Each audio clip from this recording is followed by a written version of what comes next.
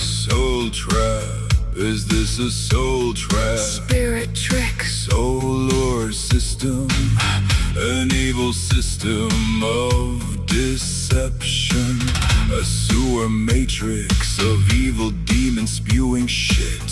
Our spirits lured here, chained and anchored to hell by the evil they follow and the lies they tell.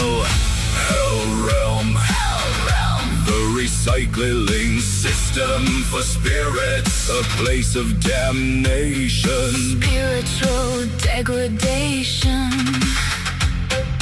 Lifetime upon lifetime. The wheels spin.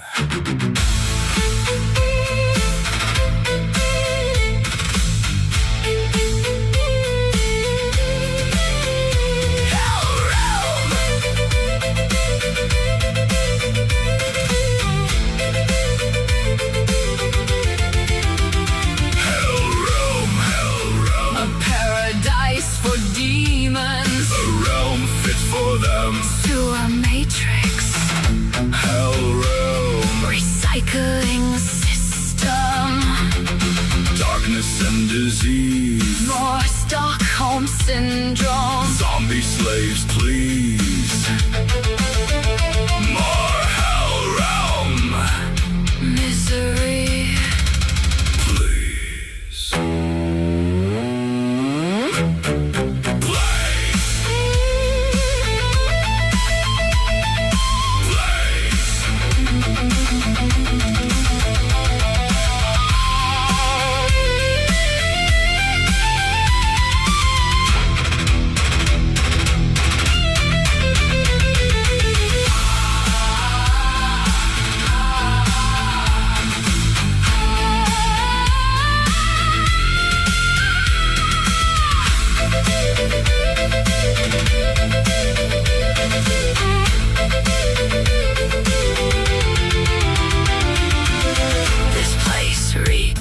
with misery, torture, abuse, and disease. This place, Should not exist it isn't fit. to even be. This place is too evil. Murders, tortures. Deaths and grieving. This is a place of demons, Thieving, lying. gaslighting. This is a hell realm filled with nasty demons. Hell realm, Feel in the demons. seal them in. Burn the cockroaches, Burn the demons. seal them in. Hell realm.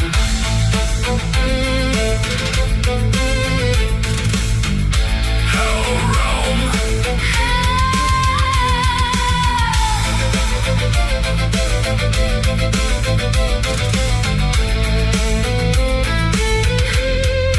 Hell realm.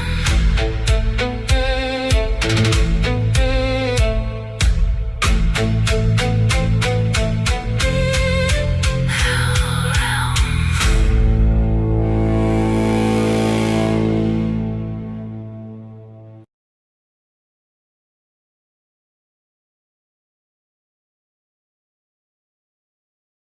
zombie.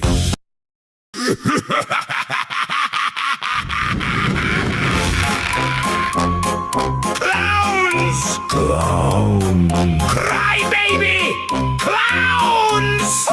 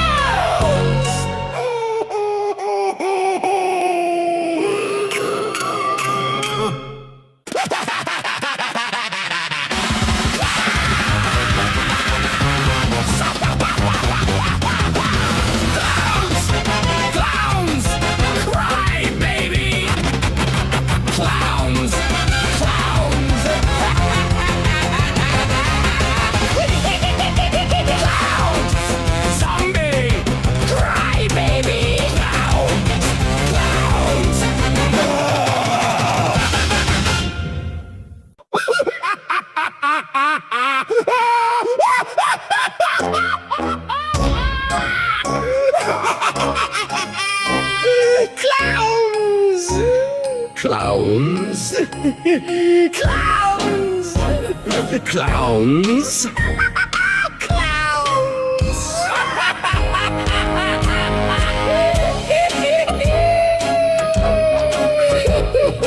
Clowns! Zombie! Crybaby! Clowns! Clowns!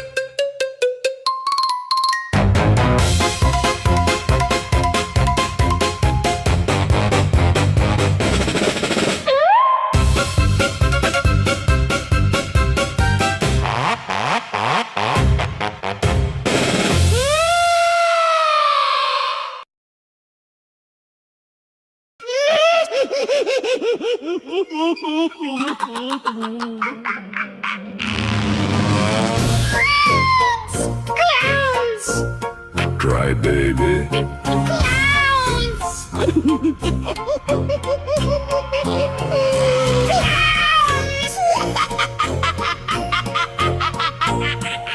Clowns. Zombie! Crybaby. Clowns!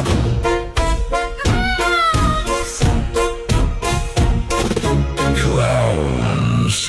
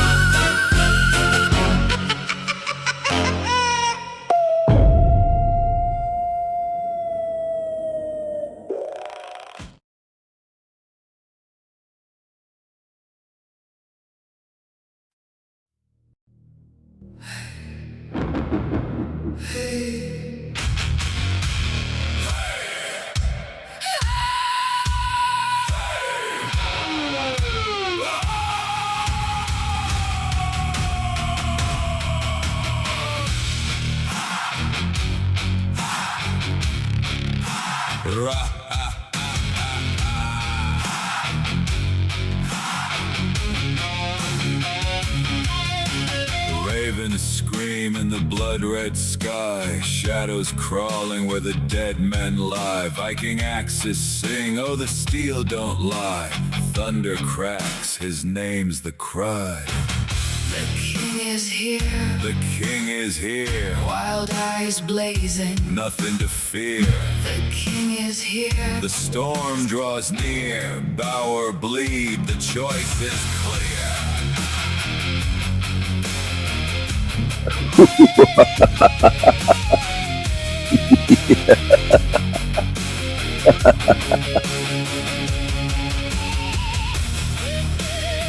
Yeah.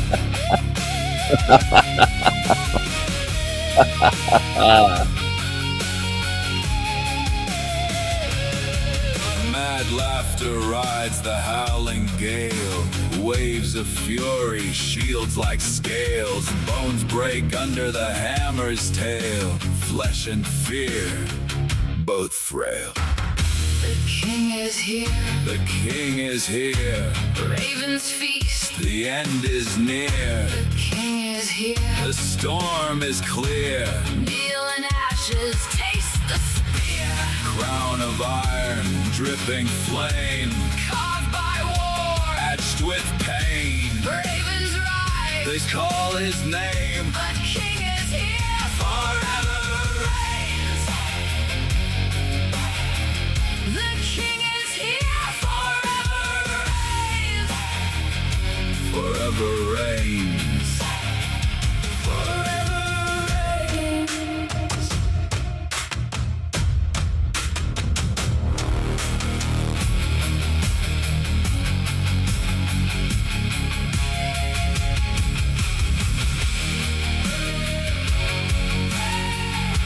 steel flashes under blood-red skies. The Raven King laughs as the world cries. Storms in his footsteps, thunder in his veins.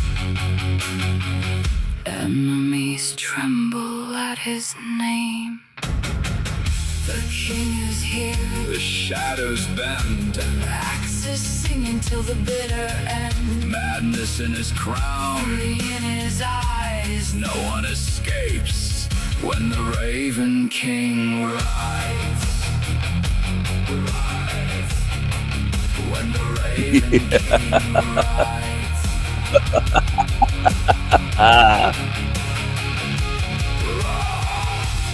Raven circle, battle's done. His legend rises with the sun. The king is here. Chaos reigns. A kingdom forged in fire and chains.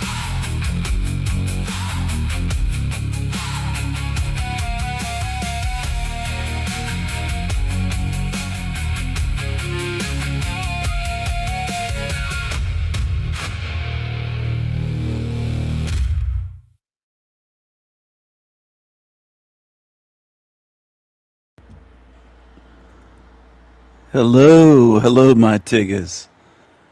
Hello, my tigers. Hello, my tigers. My tigers. Happy Sun's Day. Happy Sun's Day to my tigers. My tigers. My tigers. Lick it. Lick it good. That's a window licker. Oh my goodness. I don't want to leave that on the screen. Aunt Jemima, what's going on? What's going on, Aunt Jemima? What's going on? What do I have for you tonight?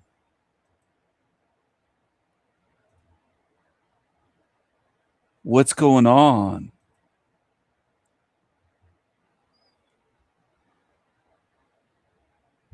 I hope you had a good Saturn's Day. Chrissy the clown. Look at him. Just look at him. Look at this. How ridiculous. Look at this thing. Dressed like the... look at him. Look at this clown. He's a crybaby. He's a little baby clown. He's a little crybaby. Such a little crybaby.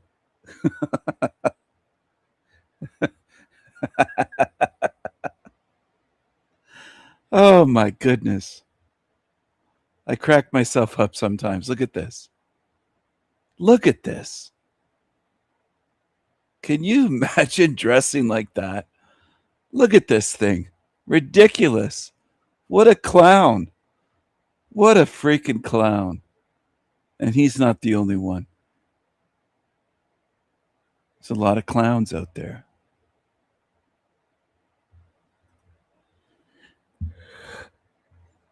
I'm sorry. Sorry, people. I'm starting to get sleepy already. God damn. I'm going to play something for you. New Delhi. What's this?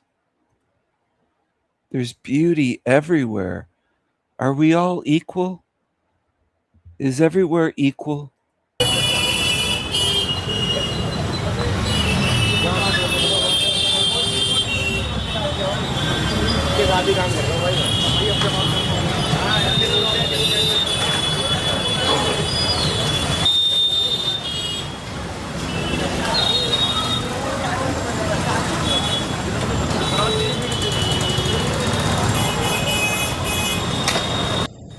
The hustle and bustle of shit city.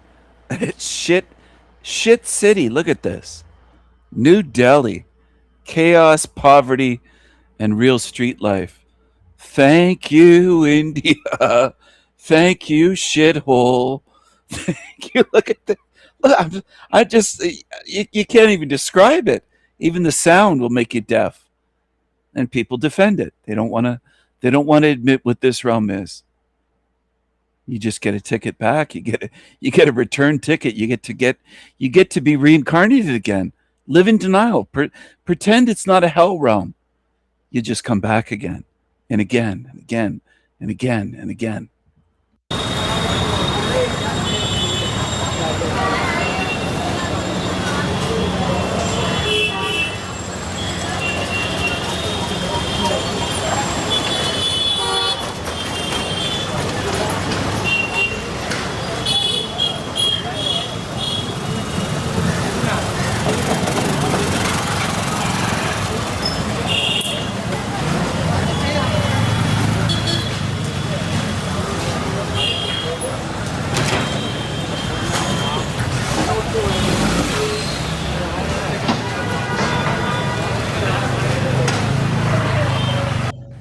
You can call it chaos, but this is their normal.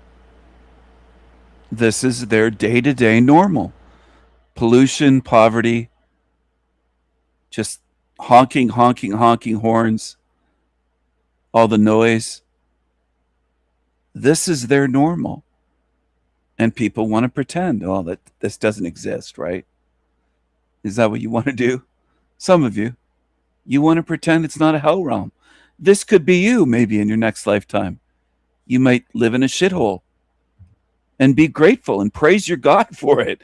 That's what people do in this realm. A bunch of zombies, Stockholm Syndrome slaves. They don't want to face reality. They want to pretend.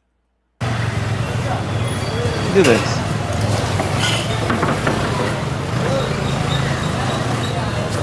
Does this bring you down?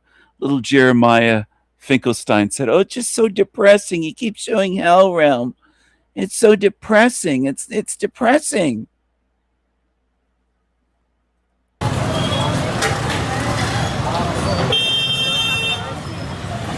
He said, we don't need to be shown. Now he's denying what this place is.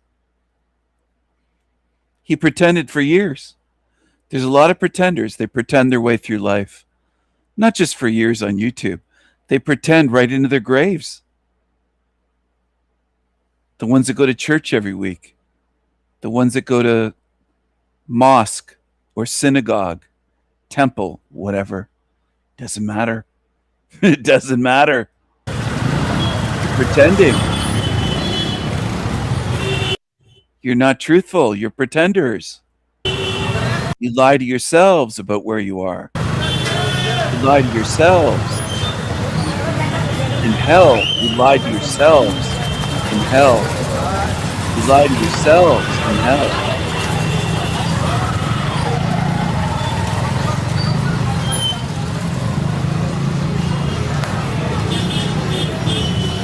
This could be you. This could be you. They all want to run a small business, just like they do when they come to the United States or Canada or the UK. This is their normal way of life. It's what they've built. It's their society.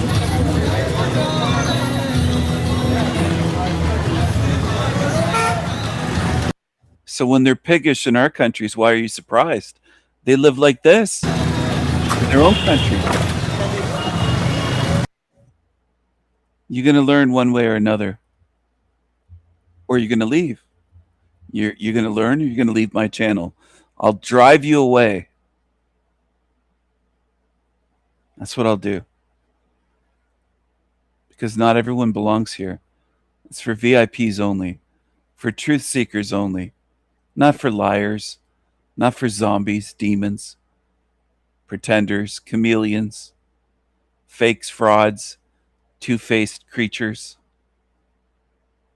Look at this. If they have more sex, they will die, it says. If they have more sex, they will die.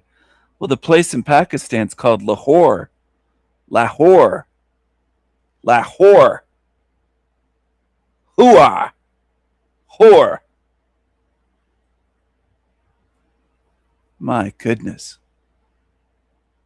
Well, it's a documentary. I don't know if I can share this. It's probably copyright.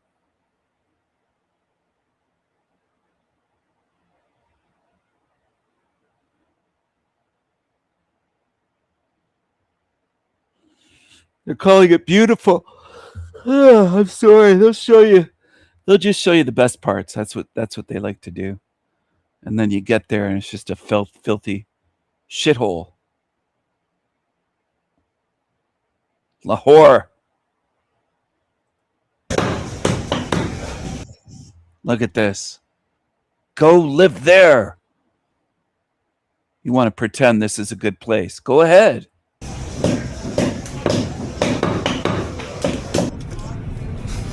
Fish don't need to be refrigerated.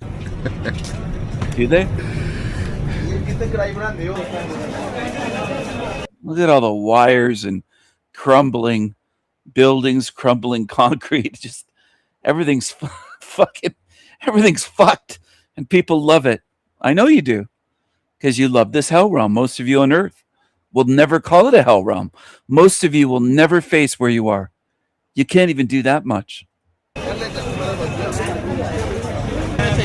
And that shows me what you are, by the way. I know what most of you are. You can go live in the filth. Live in the trash. Look at this guy in a dumpster. What's he doing in there? They have a camel in the city street. Look at this. Poor camel is subjected to all the pollution. It's horrible. Pakistan, Zindabad. Pakistan. Lahore. The walled city. It's Lahore. Lahore.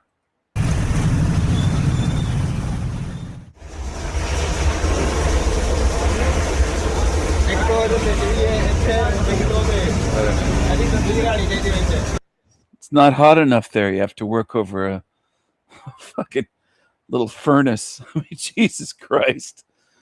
And people will defend this realm until your dying breath.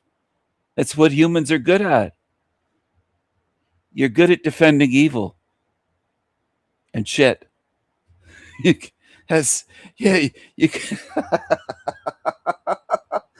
could be living in an open sewer doing the shit stroke, as Salty said, doing the shit stroke. Oh, instead of the side stroke, the shit stroke. Floating and swimming in a sewer. You'd say, come on in, the water's great. It doesn't smell that bad. It's not that bad. It's sewage just seeping into your pores. It's not that bad, though. Every single day, the people of this city breathe air equivalent to smoking dozens of cigarettes. Oh, I think it's worse. I think it's worse. But you know what? It's okay. It's okay. You can just pretend. You can pretend everything's good. That's what you can do. I think humans might be the best beings at that, at pretending everything's good. Living in a shithole of a hell realm and just pretending everything's fine. Everything's good. You might be the greatest at that. Collectively, not individually. 500 pounds of animal food in the woods. Why would they want it? Isn't the woods loaded with food? Doesn't Mother Nature provide an abundance of food? Why is this guy dumping 500 pounds of food, seeds and things for animals? Why would they even need to eat it? They're walking around full, aren't they? It's like a supermarket, according to what most people believe. Well, Mother Nature provides. Let's see how hungry they are.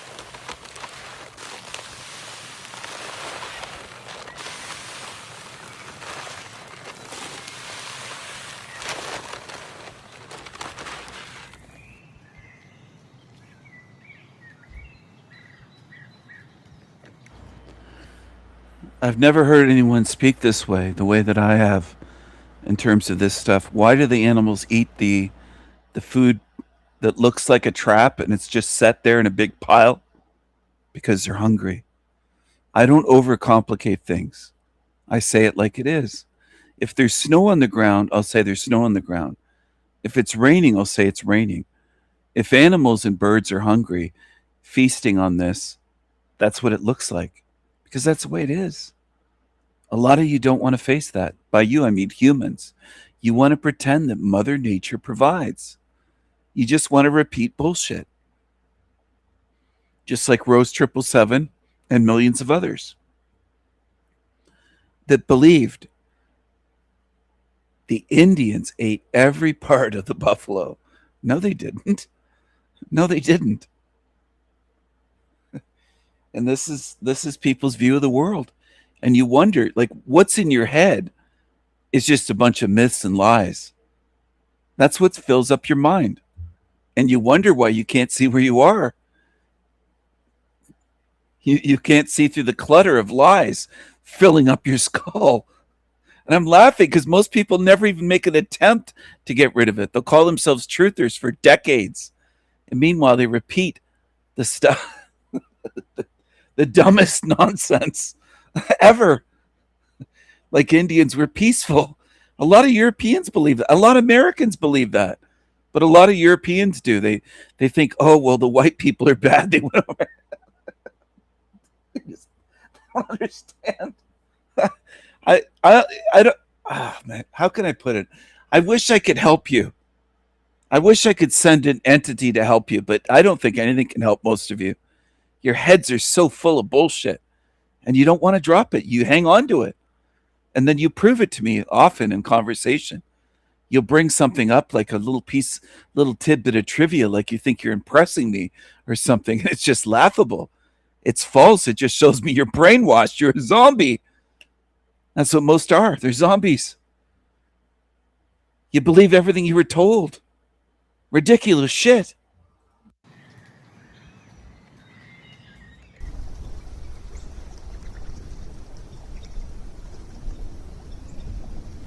Look at all the birds flocking to this pile of food. Why? Well, the answer is they're hungry.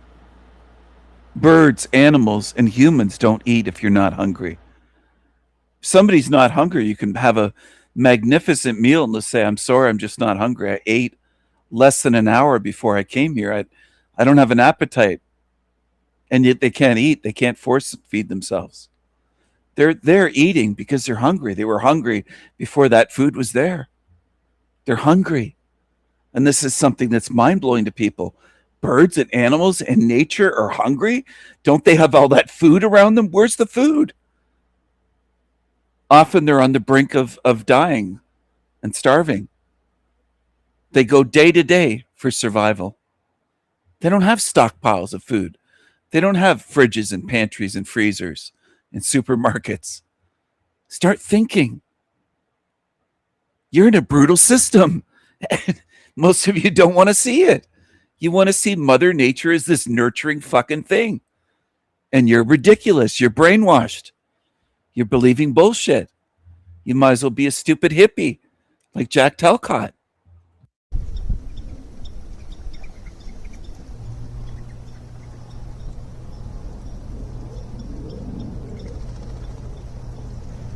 By the way, geniuses out there, this is predictable. That's what I want you to understand.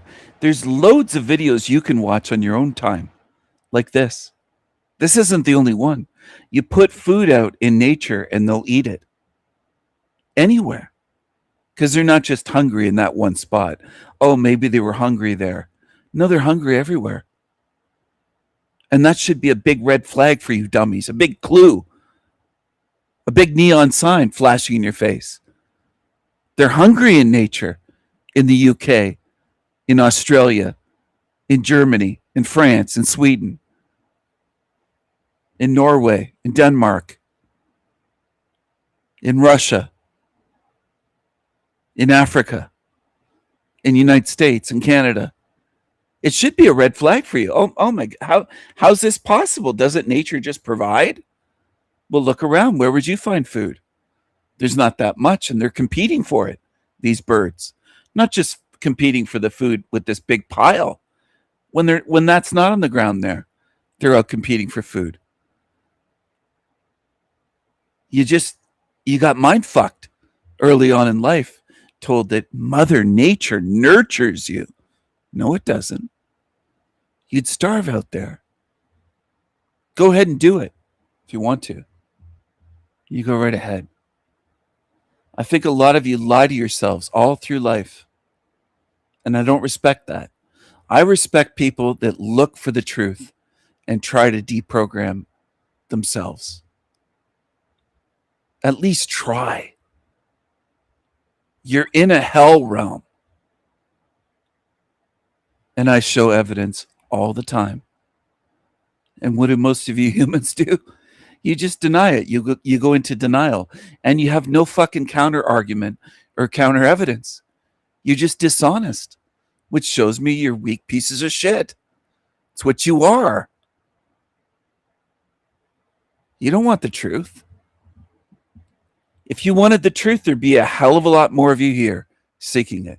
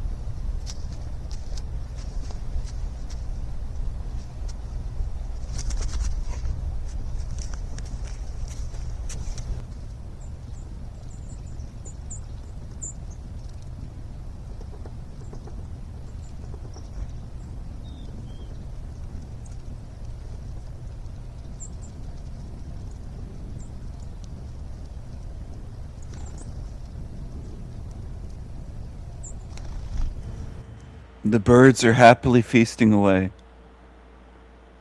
going to skip ahead a little bit. Why are animals drawn to a big, strange pile of food dumped there? Why would they go there to eat? If there's food all around them in nature in the forest. This is a point I want to drive home. If I have to play videos like this once or twice a month or more, maybe for the rest of the duration that I'm on YouTube, I'll do it. I'll just keep hammering it home until you finally realize, oh, I get it now. I get it. Maybe I was lied to. Maybe the little Disney movies I watched lied to me.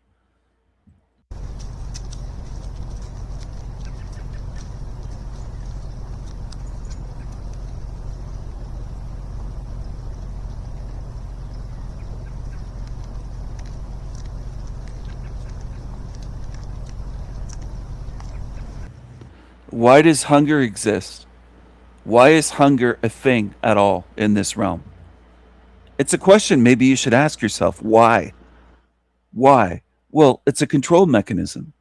Hunger controls biological entities, beings, whether it's a deer or a human, whether it's a rabbit or a bird.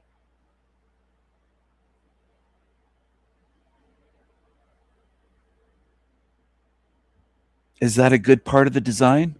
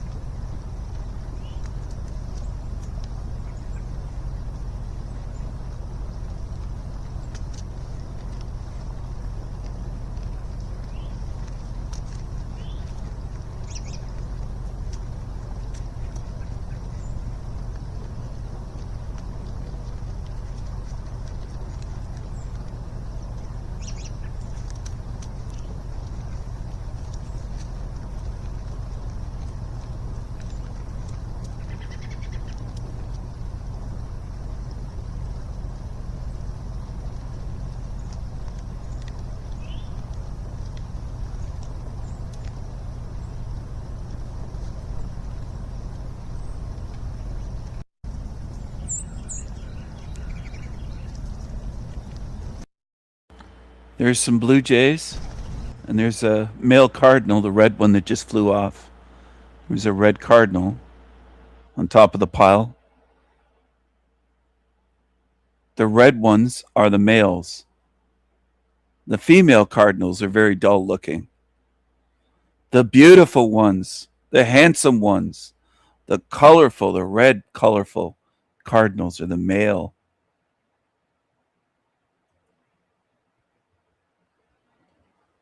Massive turkey. Turkey flock arrives. Oh my goodness. They're all hungry. Unbelievable. Unbelievable. Something spooked them. Maybe a tiger came along. How many animals are going to eat from this pile? How come there's so many hungry animals out in the woods? This is a clearing in the woods on someone's land. Look at this.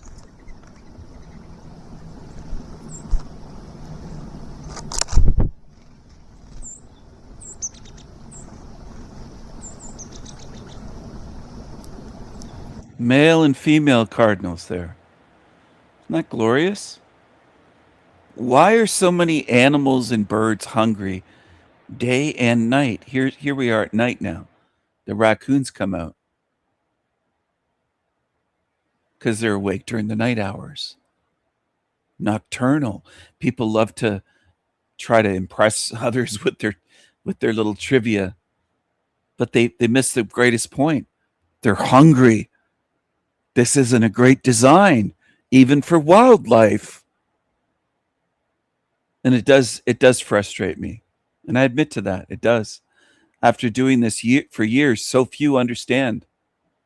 So few in this realm can fucking understand anything that's meaningful. I love that you do this, somebody wrote. It's so precious and wholesome. This video offered the most diverse group I've seen yet. Alaska, God bless you for caring about the wildlife. Amen.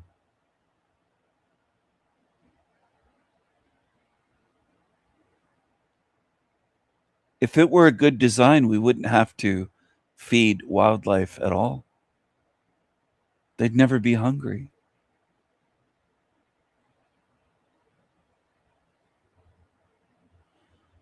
City girl from Massachusetts. Massachusetts. Shish. Thank you for taking care of the beautiful wildlife, she wrote. Diane wrote. Thank you for sharing something so delightful to see.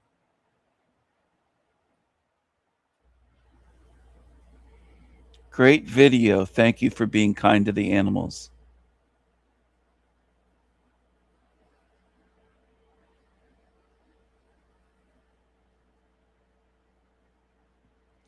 The animals and birds are literally and figuratively just eating this up. What a treat for them.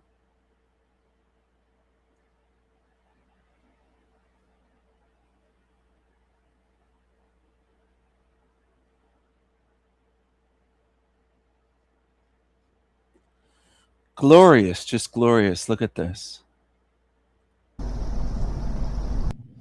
This buck here only has one antler on. The other one's gone. Look at the raccoon digging with his little hands, his little paws. They look like they have hands. For people that haven't seen raccoons maybe in other countries, we have them here.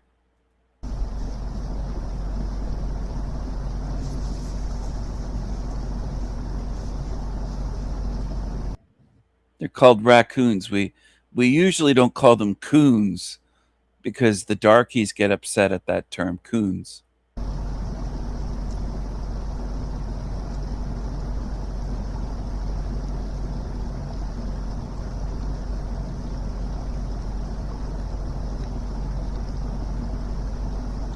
This deer here doesn't mind these raccoons. It doesn't see them as a threat, but they're very skittish around people.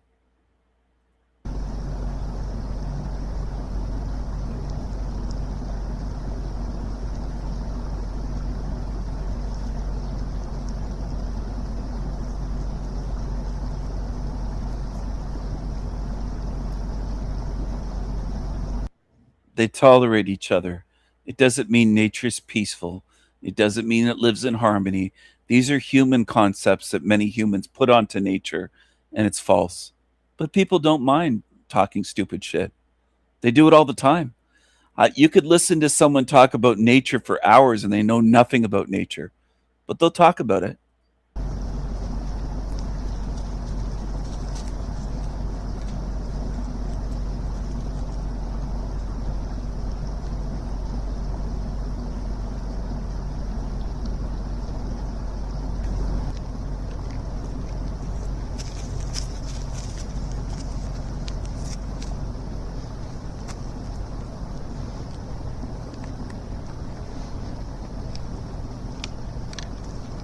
Can you hunt? Can you make a bow? Can you make a spear with a knife or sharpen a stick?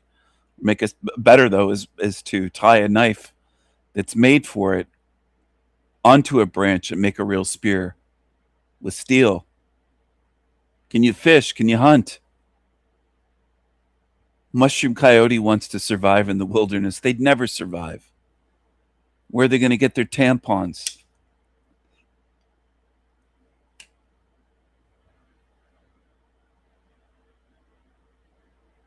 They don't know what nature is. But most of you on Earth don't know what nature is. They flock to the food. You could try this if you have some property on your own. You'll get maybe not quite this result. There's a lot of wildlife in his area. But if you live in the countryside somewhere where there's any wildlife at all, you're going to get results.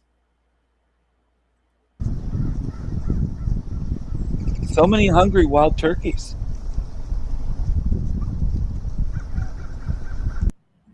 So many hungry animals and birds. There's a reason. There's a reason for that. But it's not a comfortable reason or comfortable truth. So most people don't like it.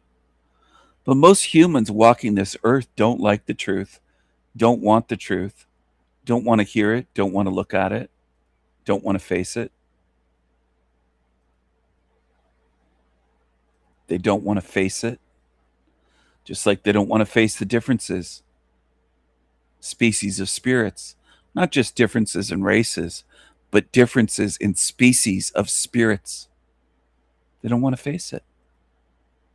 This when you hear it. Your first reaction might, you probably will not believe this when you hear it. Your first reaction might be, I'll believe it when I see it. But Tesla's next project could shake up the global real estate market and kick off a revolution unlike anything we have seen before. Just imagine a Tesla tiny home, incredibly energy efficient, unbelievably affordable, and mass-produced more like a high-tech product than a traditional house. The reported starting price is only around $7,999 United States dollars, and it could reportedly hit the market in 2026. Probably, well, I tend to be a little optimistic with timeframes. But in 2026. So, yeah. Before 2027, let me put it that way. For the first time, Elon Musk seems to be shifting his focus. He's no longer just trying to move people into electric cars, he wants to help them live more sustainably. And that is not happening by accident. For years, owning a home has become a huge burden for millions of people, especially young adults and middle-class families, as home... He's helping you. See, they jacked up the prices in the last 10 years or so.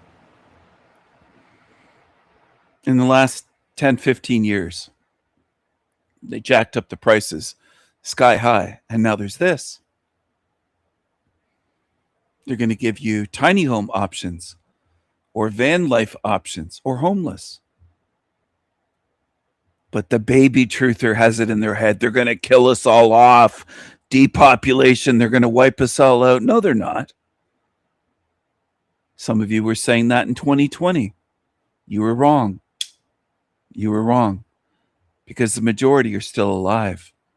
Oh, they killed off some, but they didn't kill off billions. Like what you idiots thought. You can't make it a true hell with no population. You need people. You need a food source. You need cattle. You need these slaves. They'll keep you going. They'll just make you sick. Put you in tight little places. You live in these little tiny boxes. Isn't this wonderful? And most of you take it. You argue with men like me that speak about it and speak about it for decades and show you what's coming. You don't want it. You want to be duped. You want to be slaves. You want to be controlled. You want to live in hell realm and call it something other than hell realm. It's what you want. Home prices and rent have continued to rise out of control. Musk is now moving fast in this space and basically saying this: if Tesla could turn electric cars into a global trend, then it can do the same thing for housing. A package gets delivered, a few hours later it is installed, and you are ready to live in it. Instead of going through the endless process of building a house with contractors, electricians, plumbers, constant delays, surprise costs, and all kinds of land-related legal headaches, Tesla wants to offer a home as a finished product. It would be built by robots on an assembly line at the Fremont factory, then delivered right to your location like a brand new car. That is the promise behind Tesla's tiny homes. And now comes the million-dollar question. What is actually inside a house that is only about 280 square feet? And how would you order one? Let's take a closer look. The biggest difference between the Tesla tiny house and other tiny home models is the way it is made. It would not be built the traditional. Awesome. 280 square feet. Isn't that awesome? You get to live in the tiniest. It's great. They're going to keep you like birds in a little cage. And you'll love it. You dumb fucks. You dumb slaves. Traditional way at a construction site.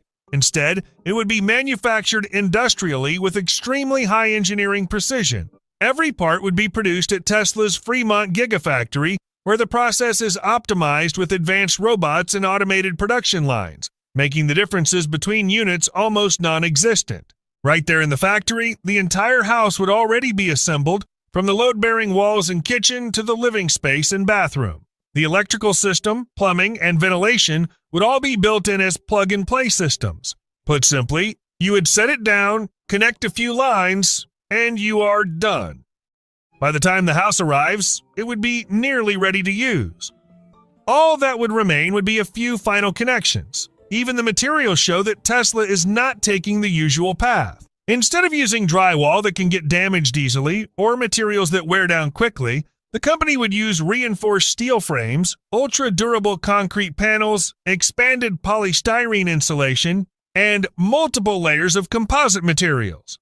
Everything would be pressed under enormous pressure, reaching as much as 259,000 pounds. That would create highly stable modules measuring around 8.5 meters long and about 4 meters wide. The result would be an extremely strong structure that is still light enough to transport to many different locations. When it leaves the factory, the home could fold into a compact rectangular block that fits standard truck and shipping container dimensions. Each module would weigh around 5,250 pounds, making delivery to remote areas possible as well. And yes, Elon Musk is reportedly confirmed to be working with Boxable on this project. Boxable already has plenty of experience in modular housing, so it is seen as a very strong partner. Musk even reportedly lived for around 3 months in a Boxable tiny house in Texas to experience it himself before officially giving the partnership the green light. Once the unit reaches the installation site, everything could happen incredibly fast, taking only a few hours from start to finish. The modules would unfold, be secured to the foundation, which could use screw piles, steel frames, precast concrete slabs, or adjustable structural supports. Then the electricity and water would be connected through waterproof quick connect fittings. This is the solution. This is the future. All the houses will look alike. They'll look like pods. You'll be living in boxes. Maybe not you. Maybe you'll die before then. Maybe this is the future for your children, grandchildren. Look at the windmills. Look at this. It killed just millions of birds. Very inefficient. Sometimes they start on fire. There's all kinds of things wrong with them. There's no good way to live in this realm because it's a hell realm and people don't want to admit it. You don't have to. You can go to your graves and get recycled. You can go to your graves. You can go to your graves and get recycled. That's what you can do.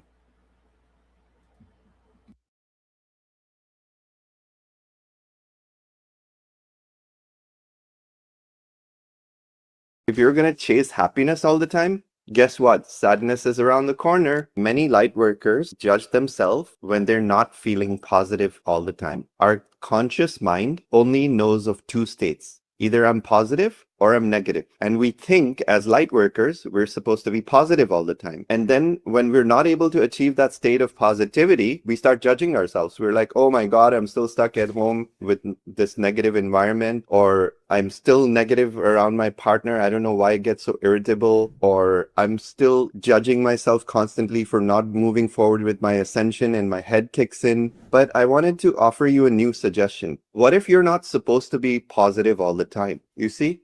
Positive and negative are polar opposite. This is positive and this is a pole. So positive and negative are the same thing. Hot and cold are the same thing. There's a universal law that whatever the pendulum swings one way, it has to swing the other way. It's called the law of rhythm. And the law of rhythm works this way. If you chase happiness, if you're in this beautiful relationship for 3 months and you feel like you've met your twin flame and everything's perfect, guess what? Reality hits, then you see some dark sides of that person, and then you go into depression. Oh no, not again. But that doesn't happen because you did something wrong. Like even in our relationship, I want everything to be amazing, positive, happy, romantic all the time. And initially, I remember when sometimes Saman would withdraw and just, be quiet. I'd be like, hey, what's wrong? What's wrong? And he's like, Jesus, nothing's wrong. I'm just relaxing. I'm just meditating. And so my biggest fear was that when we were not happy, oh my God, do you guys relate? It almost feels depressing because you chase happiness all the time. Now in our relationship, and I always didn't want to end up like that old couple who just doesn't talk to each other and they're just both not speaking. So I always thought that not speaking and just being in our own grounded heart center is a very negative frequency. Like 2 people in the house, no one speaking. So I was always chasing positivity. I was always seeking the high of feeling like I'm still dating after 12 years. She wasn't just seeking the high, she'd never shut up. She just never shut up. She has to talk all the time. She never shuts up. Years of being together. And in the last 3 or 4 years, I've dropped that. I've dropped seeking positivity. I've stopped looking for that rush, that high in life constantly, because that's always going to make you crash. Because the minute you find positivity, guess what's going to happen? It's the law of the pendulum swing. You've now touched positivity. Ooh, now you have to go to the other. That's how the pendulum swings. Instead, what we're offering to you today is to not chase that rhythm, but to be okay with just being neutral. Neutrality doesn't always feel high. It doesn't feel orgasmic all the time. But you're able to sustain neutrality a lot more than you are able to sustain positivity or negativity. If you're going to chase happiness all the time, guess what? Sadness is around the corner. Many light workers judge.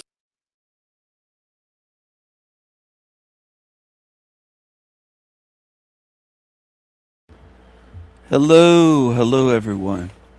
This is El Diablo Radio International, the greatest show in hell. Nobody does it better. Nobody. I hope you're enjoying the show. Happy Sun's Day. Happy Sun's Day. Happy Sun's Day. My tigers. My tigers.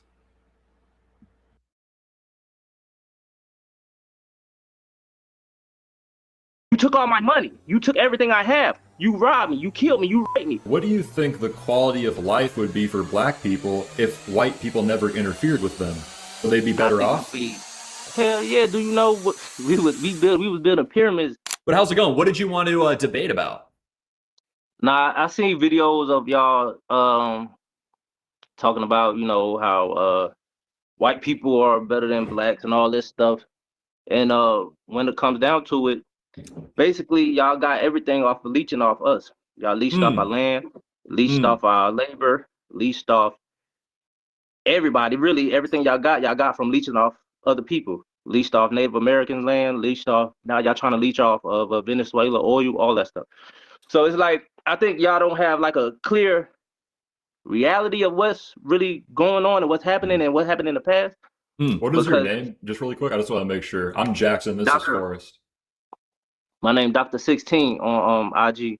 I was on Twitch. I mean, I was on X, but they. So basically, my understanding is the point that you're making is that white people are burdensome and they leech off of other racial groups of people. Yeah, basically, y'all leached off everybody. But what was America called before the white colonials came here?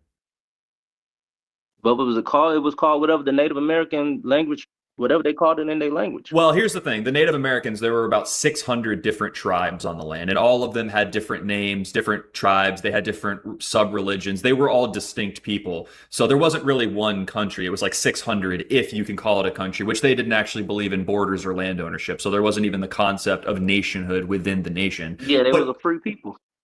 Well, they weren't exactly free. I mean, they were constrained by their biological limitations and their socio-cultural surroundings. Right? Well, I mean, you know that they had governments, right? I mean, sure, like all the same way that we do. All sorts of people will have different hierarchies of order and power structures, but they do manifest differently. But when you say we leached off of black people, like be specific, like what exactly did we leech off of black people? Like you leached off our natural resources, meaning our gold, our diamonds, countless stuff that we had over there. You leached off our knowledge. Well, let me take you back to the beginning. You leached off our knowledge. We created religion, civilization, all that stuff. The first civilization on this earth was on the Nile River, the bottom of the Nile River. They traveled up onto Saudi Arabia, whatever. And then they were the first ones to write it down. That's why they get credit for being the first civilization. But the first actual civilization was along the Nile River, at the bottom of the Nile River. Those were the same people that traveled up, went up to Saudi Arabia and all that stuff. Okay. So when I say leech, I mean in that y'all basically got everything y'all know and everything y'all have off of Africans. Okay, so like everything basically, comes my understanding. Us. Fair enough. My understanding is that everything that white people are using in the world today is a product of, in a nefarious way, going after what black people had originally. And so black people have all the tools and the knowledge and the natural resources, and they could perform just as well without the intervention of white people or European people. So a question I would have for you then, using that logic, is that what do you think the quality of life would be for black people if white people never interfered with them? Would they be better off? Hell yeah. Do you know what we was building pyramids, something that y'all can't figure out to this day how we built. If But, y'all but was black left people didn't build the pyramids, though. Those were Coptic they people. did. Those were Do Coptic people. You said they were who? Coptic. Those They're were- North African. They're Semitic Arabs. Those were Coptic people. They're Caucasoid. So listen to what I'm saying. Go ahead. You know, before the Arab invasion of between 600 BC, everybody in Africa was black. So yeah, you could talk about the Arabs or the white people who took over Egypt after 600 BC, but before that, everybody was black. They was building pyramids. They had all type of religion. They had all that stuff. All that stuff started way before y'all came, way before the Arabs came. There Even is North Africa was black. there's zero anthropological or archaeological evidence that points to sub-Saharan Caffey. Africans. Look up who? African is African. Black is black. Look up Dexter Caffey. No, Right now. African isn't African. There's It just is. Are you crazy? So what is Okay. Africa? Two different countries? Well, let me ask you this: no, it's a continent. First of all, is Nigeria the same as Somalia? It's two different things. South Africa is different from North Africa. Okay, Before y'all invaded, it was all one black people. Well, one second, really, I just want to make sure. Not saying it was one. I just want to make sure we're on the same page. So is Nigeria, are Nigerian people distinct from Ethiopian people? Are they different or are they exactly the same? Back then they wasn't. Now they are, because now the Ethiopian people have Arab blood in them, European blood in them. That's why they lighter, have straight hair, all that. But back before, like I'm trying to tell y'all, back before the invasion of the Arabs and the Europeans, Arabs invaded first in 600 BC. Before 600 BC, so that means 598 BC, all the way back to the beginning of the time, everybody in Africa was black, dark-skinned black. Some was brown. Like, you know, we have different shades of black people. Like, you know, the San people, right? They look like Chinese people. I have a question for you. And we can be fair. We'll go back and forth. We'll be cordial here. But basically what you're saying is that white people's ability to thrive is dependent upon the exploitation of black people or other people. So what would be, okay, so that's your opinion. What would be an example, a modern example of a nation of black people who were succeeding or thriving without white or European intervention? Botswana. Where's that? Botswana. Okay, and how are they thriving? But you asked me that question. They paid off all their loans. But let me tell you, bro, Africa, you know what's happening with France. You know what's happening with France? They kicked, not Botswana, but I think South Africa, one of the countries in Africa, they kicked France out of, this is why I say y'all leech off Africa. They kicked France out of Africa, so France can't leech off Africa no more. Guess what's happening with France right now? They're going broke. All the European countries are going broke right now because y'all can't leech off Africa no more. European countries are struggling because they're experiencing waves of immigration and non-white people who are committing sexual assault against Native Europeans. That's the opposite. You know why? But where are the where are the black people that are thriving outside of European influence? Botswana did it. You do your research, look up Botswana. Compared to what? Compared to China, compared to America? This is not a superpower in the world and the geopolitical stage. This is what I'm telling you. You cannot compare Africa to the world because nobody has been leached off like Africa has. Everybody has attacked each other throughout history. Let me finish what I'm saying real quick. It's easy to say, oh, they're not doing nothing now. I guess not. You've been robbing them for 400 years. How could you expect somebody to be up just like you when you're the one been leeching off them, robbing them for 400 years? That's like me robbing you every day when you come off your job and then coming back a week later and say, why are you still on the bottom? Why are you still struggling?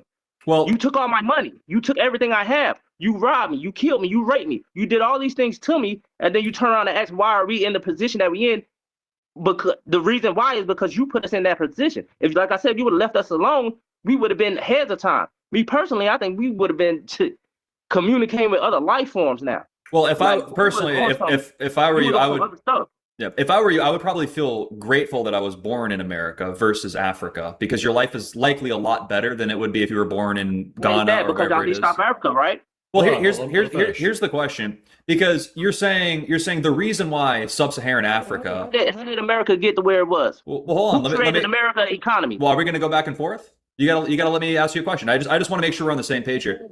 Answering your question with my question, you said I should be grateful that I'm born in America. That wasn't a question. I said if I was you. How did America get to where is that for? We have to go back. We have to be balanced here, though. Let's go back and forth. All I was saying, it wasn't a question. I was just saying if I was you, that's how I would probably feel. But again, that's an unfair me putting me in your shoes. Anyway, my question to you would be, if Africa is the state that it is because we've leached off of it, how come it was in effectively the same state, arguably worse than it is now when we first got there? European colonists, as you would put it, they got there and there wasn't even written languages in most of the countries below the Sahara Desert. Or wheels or second-story buildings. Yeah, they were very underdeveloped. When we got there, that's not a lie. That's a lie. That's scientifically. When y'all came when the European came to Africa in when the transatlantic trade started in 1409. Am I right? Something like that, yeah. So during that time, you had black people like Mansa Musa, who was the richest person in history, in the history of the world. Period. So you can't sit there and say that, oh, they was undeveloped and all this stuff until y'all came over there. They had their own stuff going on. They had what? They had a lot of stuff going on. They was making money. They was doing what they do in their culture. Just because it's not your culture, listen to what I'm saying. Your culture, just because something is not your culture, doesn't mean that they are less than or below than you because they choose to live in huts or whatever. That's what they want to do. That's what you have to let people live their life. I'm not That's comparing their it. I'm just that's asking. their customs. Let me They respond don't to you, want to. though. They Let me might not. respond to you. They might. Can I finish what I'm saying, please? We gotta go back and forth here. Like I'm asking specifically, what did they have going on? What did they have going on? I wasn't done talking though. Go ahead. What I'm trying to tell you is that you have to let other people live in their custom. Just because it's not your custom doesn't mean that it's less than or worse than. They might not want to live in a mansion or whatever. It's billionaires in Africa. Is like, bro, if Africa was so sucky or so terrible, why the hell are y'all over there now? Are all That's cultures what I'm trying to all understand. cultures Y'all equal? are all over South Africa, living good in the nice hotels, in the buildings and all that stuff. Y'all are over there. If we suck so much, get the hell out the land. Well, let me Stop ask you leeching this. off others. Go back to your land and do what you say you Okay, smart enough to do. you're talking a lot. We gotta go back and forth. So here. I'm sensing that you're upset about it. And if I thought I'm not really upset. It's just how I talk. Well, if I thought that my people were being oppressed historically and systemically, I would probably be upset too. Let me ask you this. If I were to just grant everything, if I were to say sub-Saharan Africa and even Africa as a whole has been colonized, ruined, raped, pillaged, sucked dry of its resources, and that's exactly the reason why it's in the state and condition it is now. Black Americans are systemically oppressed historically. Now that we live in modern society, you're a black person in America, I'm guessing. You're speaking American English. Yeah. So I guess at this point, historical injustice can't be undone. What is preventing black people in Africa and in America even now from... It's not. You know how good Africa doing right now? You know how many Africa the fastest every time I say something, y'all try to cut me off. Africa is the fastest growing country right now that's going on today. They about to get their own internet to where they don't even have to depend off of US internet at all because they have their own I say something, y'all try to cut me off. Africa is the fastest growing country right now that's going on today. They about to get their own internet. I say something, y'all try to cut me off. Africa is the fastest growing country right now that's going on today. They about to get their own internet to where they don't even have to depend off of US internet at all because they have their own they don't have it yet, but they're getting their own internet called They're getting Boost Mobile. Afronet. They're getting Metro PCS, I heard. No, it's Afronet. It's their own internet to where they don't have to rely on no US because they used to have to rely on Google and get their internet from the US. But it was taking them so long to come all the way over there to fix it. So now they said, fuck that, whatever, we do our own shit. I want so Africa to flourish. Internet. They got tech companies. Like it's booming over there right now. That's why and China is investing in it so much. Because it's booming over. It's like what China was 30 years ago. That's what Africa is now. It's growing. It's going to be the new power country. So it's already happening. Let me ask you this, because one of the things we were discussing earlier was a matter of comparing cultures, and you said it's not better, one or the other isn't better, it's just different. Do you believe that all cultures are equal? It's different. Like they think their culture is better than yours. You think your culture better than them. It's just an opinion. If somebody's happy, want to live in a hut and live in a mud house or whatever, they might be the happiest person in the world. They choose to live there.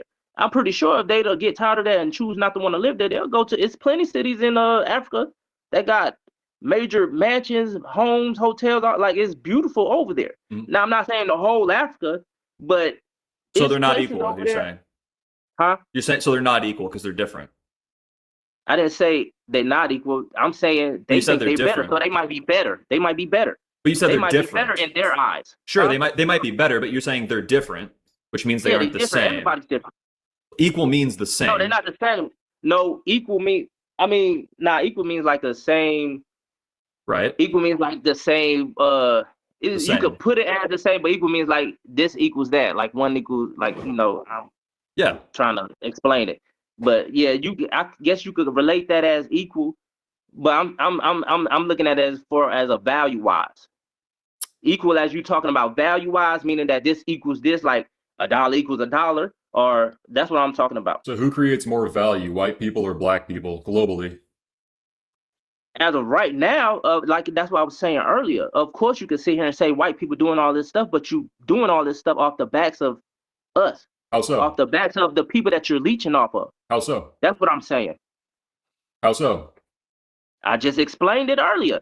You leased off of our labor as slaves. You leased off of our land resources. You leased off of oil. You Irish leased slavery off was of, more lucrative. Huh?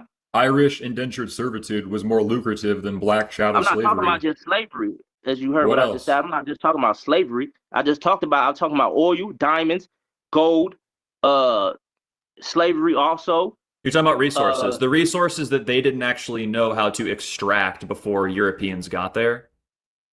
Like, we're talking about the most resource-dense continent ever. And black people, when we got there, they were living in huts. To get all his gold. Yeah, I think that's like historical revisionism. I'm not super well read on the Mansa Musa. Y'all, see, what y'all like to do is like to spew out lies because you hear shit and you believe it. But a lot of the stuff that you're Which saying lie? is not true. They knew What how have to I lied extract about? their stuff. What have I lied Okay. about? What Which you lie? just said right now. What you just said right now. What That did I they say? didn't know how to extract. They didn't know how to extract their gold and But they diamonds didn't, until y'all though. got there. They've been extracting their gold. They've been extracting their diamonds way before y'all got there. That is Okay. a lie. Well, let me ask you this. So we got there and then we conquered. How was that possible? Because y'all had an advantage. Y'all had guns. Why did we Y'all have was a guns? puncher. Because Why- I why think did we y'all have got guns? it from. It's Why because did we y'all have guns? we invented firearms. And sailboats. I think the Chinese did. They invented I have to gunpowder. look that up. There's some evidence that the Chinese invented gunpowder, but the point is Africans didn't. That's the point. Yeah.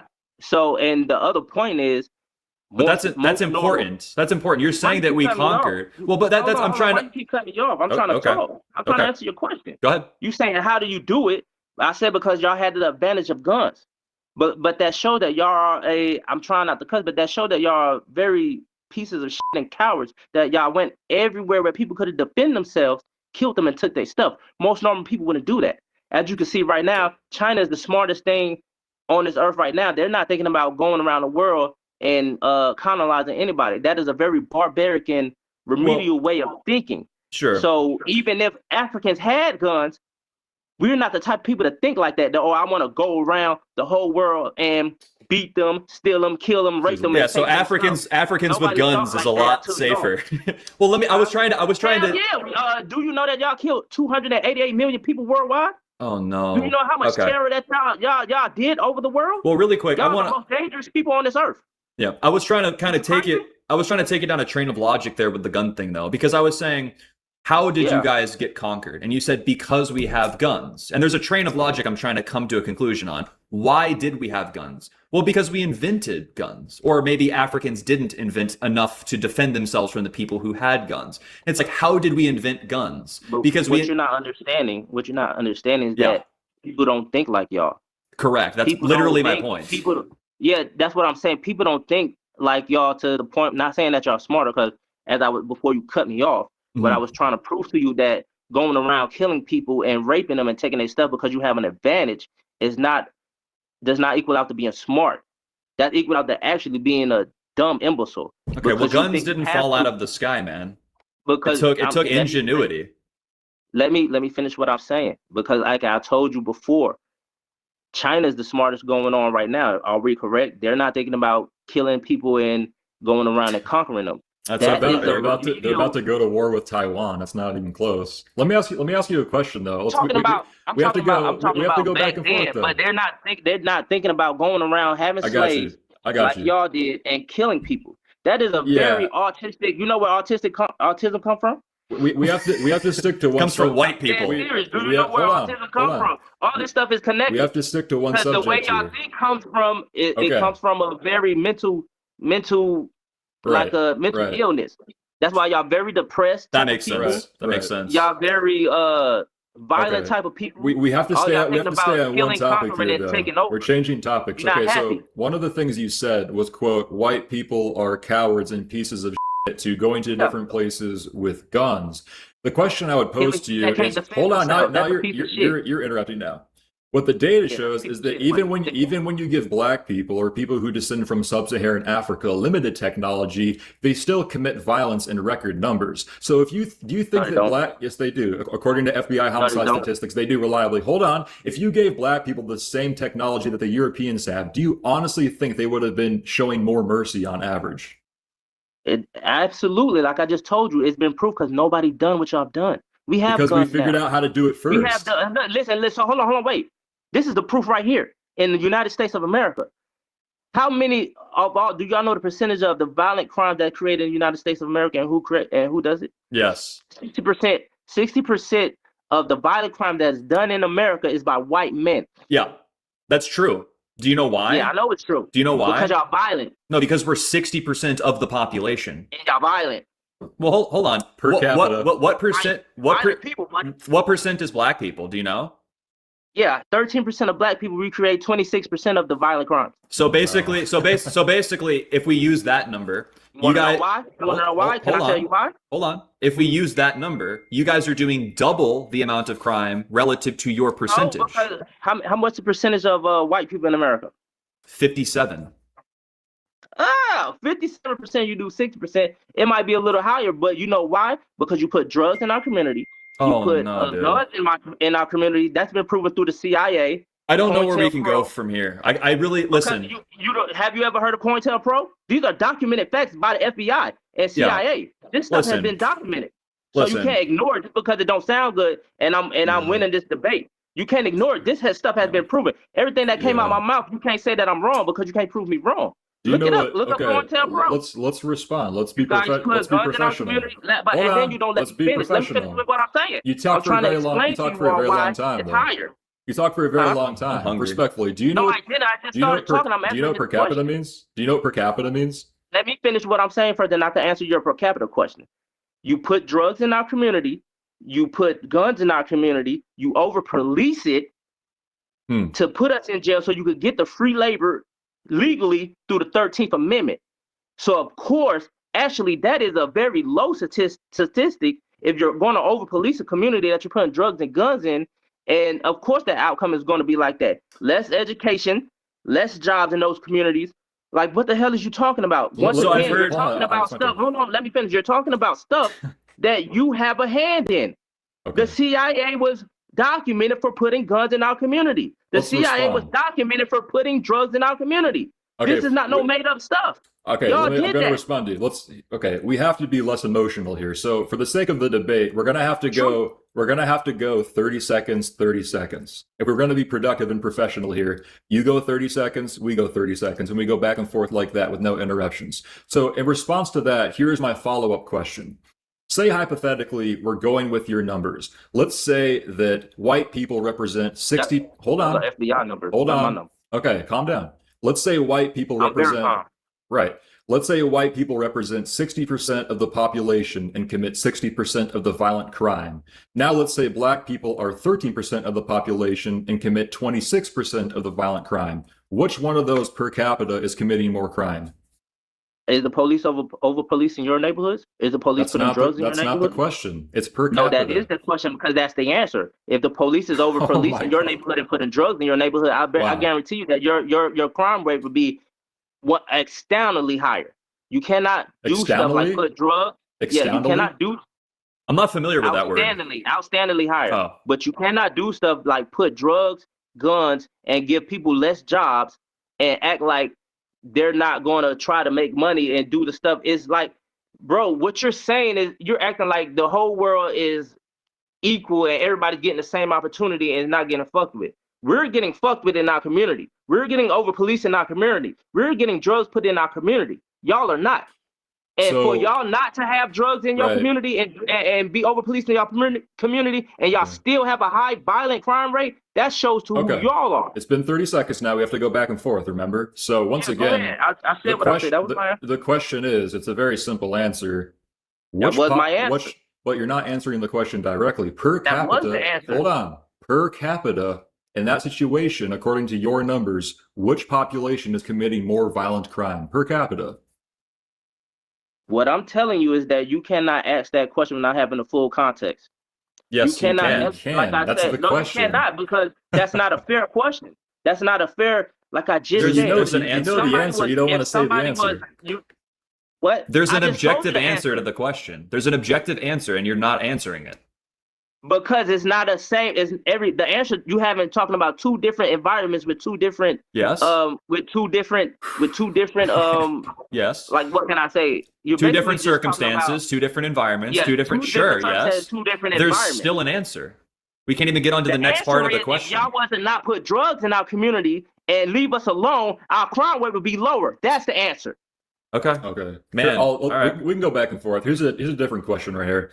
Let's say it's the same hypothetical, but within this hypothetical where you have white people being 60% of the population committing 60% of violent crime, and you have 13% of black people committing 26% of the violent crime, but in addition to those numbers, the policing is the same, the drug usage is the same. This is a hypothetical. All other variables externally are the same on either side, but you're still looking at just the numbers. Per capita, which population is committing more violent crime per capita? I guarantee you, if it was the same, the numbers wouldn't be the same. Wow. I guarantee you that. So like I said, if the CIA yeah. put drugs in you, and y'all have a drug epidemic right now. Y'all got an epidemic right now, and nobody's even doing that to y'all. It's true. I have a very important question. Very important question. Did you eat breakfast today? Did you? Yes. Did you? Yeah, I ate breakfast. Okay. Had you not eaten breakfast today, how would you feel? If I haven't ate breakfast today, I would still be fine. Sometimes I go a whole day without eating until like probably nighttime. I might feel a little sluggish. Okay, that was pretty good. That was better. That was better than I thought. Well, I was testing your ability to actually extrapolate on a hypothetical. We surpassed the threshold. Okay, let's switch the topic. We appreciate your time, by the way. Let's switch it up a little bit here. What do you think is the number one grievance as a Black American person you would have towards white people? Grievance, like what? That's what I just said. Everything that I just said, basically, if y'all wasn't the conniving pieces of shit people that, like I said, do everything y'all can do to keep us down, oppress us, stop our population, do everything you can do to kill us and have us not exist.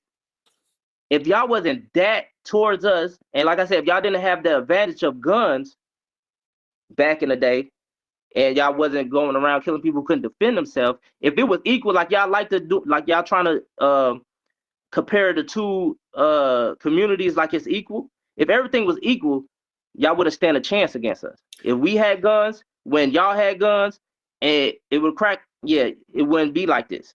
If y'all was getting drugs put in y'all communities and getting redlined and kept out of the banking system and all this and that, y'all wouldn't be the same. Yeah, listen. Put it like this: if the tables was turned, I think y'all would be way worse than Black people. Maybe so. You know, that would be more violent. Y'all have a way more violent nature. Extraordinary, expandingly, or whatever. Worser. Yeah, worser. So I guess what was I going to say? I had a good question. Oh, right. So I guess that would be a frustrating way to view the world. So I understand why you'd be upset about that. So I'm a white person. I'm a white American. I've always been a white American. That's how I see myself. That's how the world sees me. That's the group I fit into. And I know a lot of white Americans. I know other people too, but myself and all of the white Americans that I know, I'm not well connected. I don't know a whole lot of rich people or people in the government. The way that I feel like you view it is we sort of wake up every day and we do whatever we possibly can to keep the Negro down. We don't like Black people. We just want to keep them down. I wake up and I say, those damn Black people. I don't see anybody doing that. I certainly don't feel that way. I have zero desire to keep anybody down. If anything, it would benefit everybody if everyone were to flourish. And there wouldn't be interracial tension or problems if everybody was flourishing. And we can cast blame, but we can say if a white American, I'll finish up, but if the average white American sees himself as wanting to keep other people down, I think there would be better evidence for that. All the white people that I know just care about raising their kids and paying the next bill. People can barely survive as it is. So I don't really see this vast evidence of racial suppression. And I don't see the actual positive benefit of doing that to begin with. Like, what do we get from doing that? I don't get anything. I don't know anybody that does. Who does? Let me answer that. You don't, but unfortunately, the people in power do. Okay. I'm not saying all white people are evil, and I'm talking about the people, white people that are in power are the people that are putting drugs in our community. So Jews, right? Yeah, hey, That is true. That is true too. Do you think Jews are white? Is Jews, Nazis, and American white people from British too. Is racist white people everywhere. And a lot of them that are in power are very racist and do want to exterminate black people and view black people as a nuisance or whatever, and do everything in their power that they can to try to oppress us and keep us down, because they fear that, oh, if we get in power or we get on our feet, we're going to do the same thing that y'all did to us. Now, for you to say most white people just want to raise their kids, yeah, that's cool now, but back in the day, let's not act like y'all wasn't racist and hanging black people. It wasn't just the people up in power. It was a lot of y'all too that was the members of KKK. KKK had like about 5 million people, million members in the 1950s. Y'all was some racist motherfuckers as a majority. So yeah, now y'all might be just want to raise your kids and get by, but 40, 50 years ago, huh? Not for long. See, we've been dormant for a while. We might just have to get racist again. I don't know. Things aren't looking very good. We waiting for y'all to do that, because I guarantee you it ain't gonna come out like you think it is, buddy. We got guns. Like I said, you don't have the advantage. You don't have the advantage that you did last time. Goodness. And then, like I said, we not scared. We not scared no more.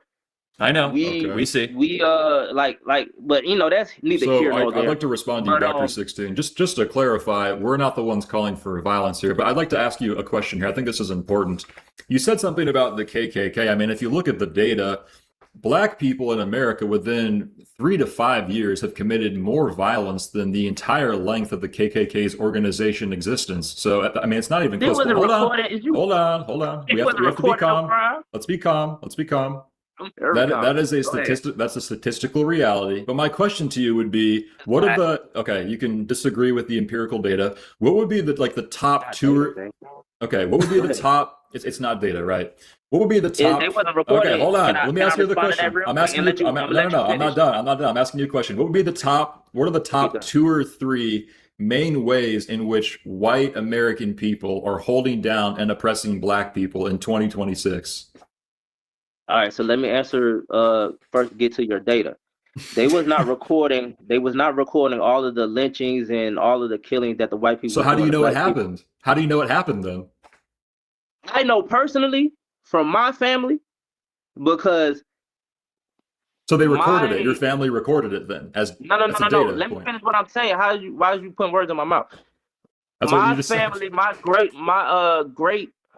great grand. So yeah, my mother's granddad, whatever. Yeah, my great grandfather, him and his brother killed the whole chapter of KKK people. I'm not gonna say where, but him and his brothers killed the whole chapter of KKK people because they told one of his brothers to leave or move because they was black, but his wife at the time was pregnant, and he told them, "I'll move after she have her baby." And of course, you know the racist white people, "Nah, nigga, you gonna move now? We gonna kill you, whatever, by tonight or whatever." Okay. I said, okay, but my people wasn't them people to play with. They don't tell you these stories. They don't. This is what I'm telling. This is the proof of what I'm telling you about. A lot of this stuff wasn't recorded. So they came and whatever was gonna kill my great uncle. He had like 12 brothers. They shackled down in the house, went to war with them. It was arms, from what I hear. It was arms on the fences and all that shit, whatever. They, like I said, they like almost killed the whole chapter of KKK people out in, I'm not gonna say which part of Georgia, but it was in Georgia. This is why the KKK went from 5 million all the way down to like, I think it's like they, on record it's like 100,000, but I think they it's killed like 4 million KKK members? No, can you listen? Can you hear? I said, this is the reason why. Let me finish and then you can understand what I'm saying. I said, this is the reason why it went down from 5 million members of the KKK down to like about 100,000 right now, because they were seeing that we were starting to fight back, and the bodies that was getting dropped was not worth it to them. Mm-hmm. So this is why it wasn't because the American government, we was putting belt to ass, but they not gonna tell you that. Okay. But this is why that's my proof of how I know that a lot of that stuff wasn't recorded back then. So that's why when you tell me that bullshit statistic about what happened back then, I know that's bullshit, because that wasn't even recorded in Georgia back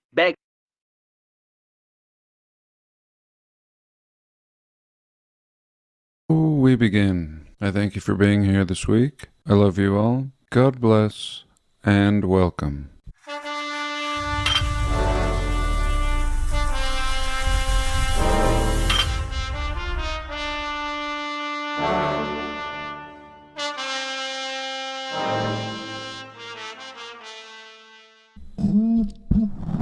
Better put this pop filter on. I feel like other people don't need a pop filter. So I'm kind of in a pickle. Twice a year, I struggle with something, a power issue. I have solar power, 3 solar panels, 600 watts. You all should have at least 1,000. I should have 1,000 to run a house, to run a small house like mine, 400 square feet. And twice a year, once in the winter, the darkest time of winter, I need to charge my batteries with a generator. And once around the peak of summer, because I run the swamp cooler, kind of air conditioning, a kind of fan, water that flows behind it. And I run it from noon to about 9 at night, and it runs my batteries out. The reality of living on solar. These are little Russian olive trees that I've transplanted, I should say, and then I'll transplant them again. Olive trees, but their olives are not as tasty as Mediterranean ones. This is one of my pine trees, and this cottonwood just grew here, right next to the other pine tree. So, aside from the 100-degree weather and my little bit of gardening, I didn't show you much of my gardening. This is a maple tree. I dug it up at the park. There's a lot of them. Sometimes they just get mowed over, and sometimes you can find them on the edge of the park. They don't get sprayed with weed killer. I've done this several times this year. I have a bunch of maples now. And this is kind of what my pictures look like. I don't think I've ever shared my pictures like this. What chaos. And here, if we go way up, this is what it usually looks like. Just pictures. A lot of pictures with me and Chief and the cats. Why do we take all these pictures? My whole life here. Really, my thoughts. Here we can see the analema, things that I will have shared in videos. And mostly, I would have just forgotten about a lot of this if it wasn't for this reminder of kind of where I was in my life, what I was researching, just everything. It's kind of like my photo album. We don't really have photo albums, not like we used to. And a lot of these are like reminders to myself. Here we can see a bucket full of chicken eggs. And really, I haven't been doing as much traveling as I would like to. Ever since I ended up with all these cats. It's nice. I like the cats. I do need some kind of help, maybe, if I want to travel. There's like pet services, but I don't know. As a child, we were always, my sister and I, left with babysitters. Just random babysitters. So many stories, so many adventures with these probably unqualified to be babysitters. I would not leave my pets with anyone. Certainly not my children. So what a weirdo I am. Forgive me. What is going on? Give us something, old world. Didn't come here for this. Oops, sorry, Chief. He doesn't like my sarcasm. So, let me find what I'm looking for, and I'll be right back. So, this is the beginning of the old world part. Forgive me. I should be serious. Serious. So, in my last video, we discussed whether or not the arch, or triumphal arches, or whatever you want to call them, whether they were the entrances to buildings. Wouldn't that be interesting? And we discovered that to be the case. I mean, here, we're looking at it. This looks like it's in Milan. Maybe a mall? A mall in Milan. I used to have a landlord named Milan. I think he was like Czechoslovakian or something. So here we are. Is it so crazy? No, it's not crazy at all. So of course I took it further and considered, of course, because I don't know. I considered whether perhaps and possibly all arches once had grand and glorious buildings. As you can see here, this building attached to it, which is clearly part of the building, is equally as grand and glorious. Look at this. It's probably a big square in here, like an internal courtyard once you go through this. And what if they were all parts of buildings? And people in our community don't like that. Some people who have an idea or think they do. Like I have all the ideas. They're all on the table, some on the shelf. But this, at least for me, probably for some of you, is a new idea. I mean, these arches. I mean, I question everything. You know, I question whether we built them, you know, my answer to that. And then I go further and say, well, what were they? Why were they? In the old world, by the people, the artistic builders of the past, before the reset, why did they build them? Were they so vain? Are we so vain? I think we are. I mean, like, how bold. Let's just make this really expensive structure for nothing, for triumph. And is triumph enough? So pompous? So frivolous? An arch of triumph? I don't think so. And again, it wasn't until I saw this building in Vienna, Austria. Oh, Vienna. You can add to that if you want. Vienna, this arch in like the 1870s is attached to a building, and it's huge. It is huge. Let me show you that. Here we go. Look at this beautiful picture. And look at this beautiful arch. Beautiful arch. This is so sick. I mean, I just glossed over it. Let me show you the guys up here. I should have pointed that out. The guys up here. Look at these two guys. Now look at this building. The windows behind them. 1870s? Look at this. This is absolutely fit for being a modern stadium. A modern football or whatever stadium. The most beautiful stadium in the world. In Austria. 1870s Austria. And the arch again. The arch. Couple guys here. Couple guys. A lady. Maybe it's a man. A bunch of people in here, actually. We see some chairs. Cheap chairs. Look at this. Like a mall. I mean, not too dissimilar from... I mean, today it's a mall and shopping. And maybe that's what it was. But I don't think so. This looks like a stadium in this case. An old world stadium. State of the art. And here we go. Forgive me. Here's the proof. The Union Station Arch is a 35-foot Beaux-Arts arch standing in a park. In a park. So here we go. We're going to learn about arches. All in one evening breath. Approaching 11:30 p.m. The arch is standing in Commons Park in Columbus, Ohio. The work was designed by renowned architect Daniel Burnham. Burnham, part of the World's Fairs. Burnham. I've talked about ham, biblical ham. We have a lot of cities that are something ham. I've proposed that this is rooted in the biblical Ham, his cities, that old. And maybe this is just a play on words, to burn and destroy the cities of Ham. So they tell us the Union Arch, and this thing is beautiful. Let me try to make it bigger. I don't know what's happening here. I think I have a lot of dust on my trackpad. Look at this arch. Look at the beauty. An old world classic. This arch was designed by a World's Fair dude as part, here we go, as part of a grand entranceway to the city's Union Station. Ding. You see what I'm saying here? Do you see? The arch is sitting in a park. Oh, I didn't tell you the whole story. The Union Station has been demolished. That's why there's just an arch sitting in a park. And all that's left is the damn entrance, the entryway to the city's Union Station. It has intricate details, Corinthian columns. Some of the things from the demolishment are currently in storage. At least we have something. What did the building look like? And again,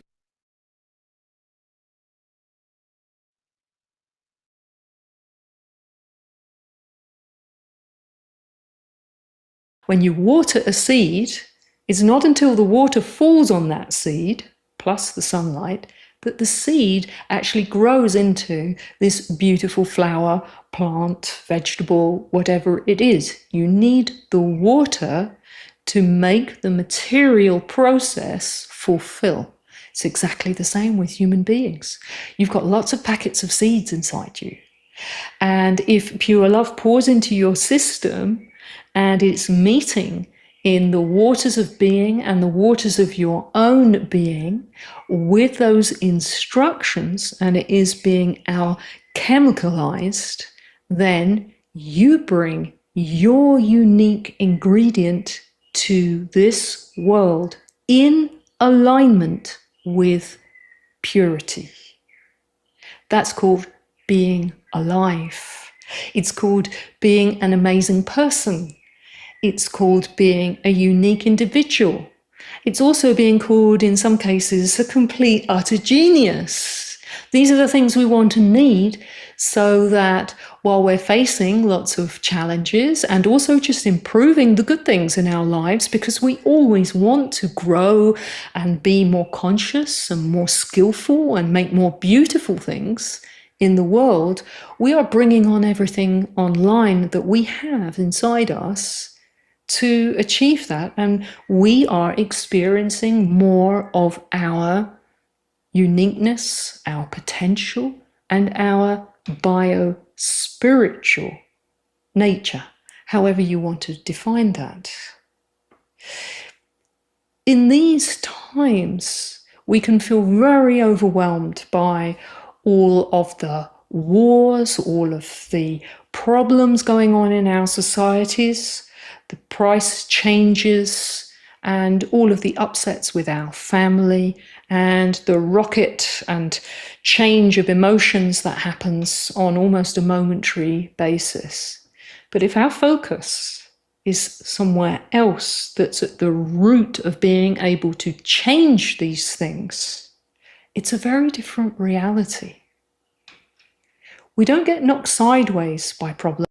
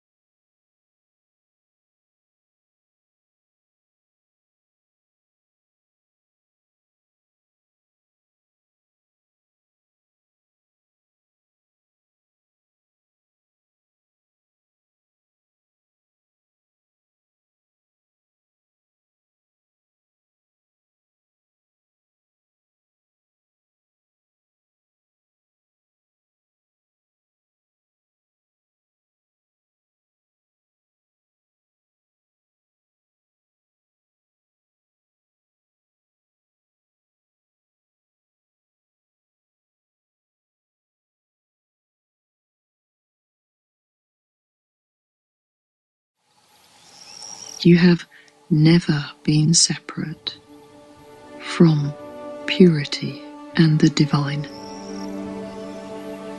It is impossible.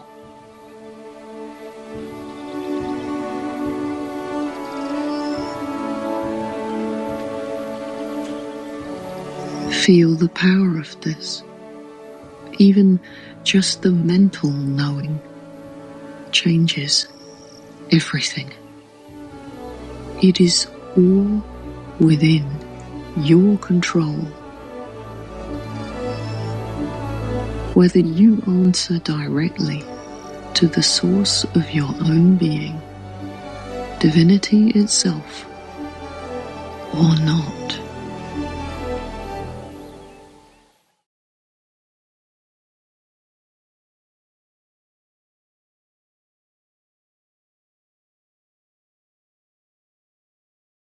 Very likely be war.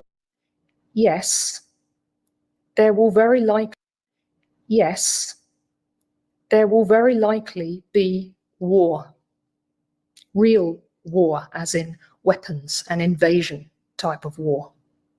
Yes, it is very likely that there will be so-called natural disasters.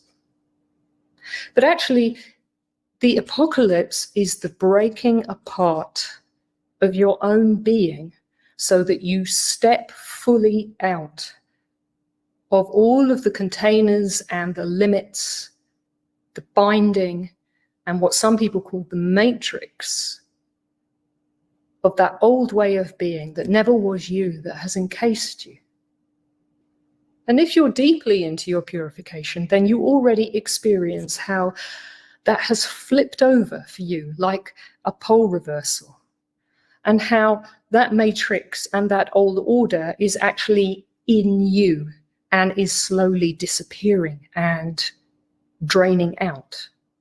And something very interesting is going to happen over the next few months. You'll see that people who are completely asleep, or people who were asleep and they woke up for a little while, but then they decided to become robots, the frequency will go up again.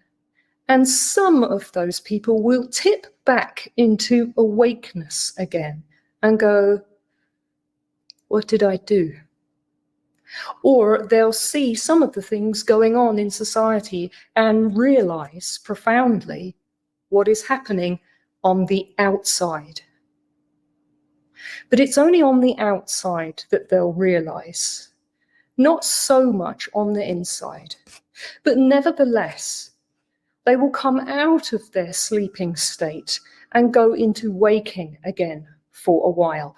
And some of the effects, not all, but some of the effects of the medicalization will wear off a little bit.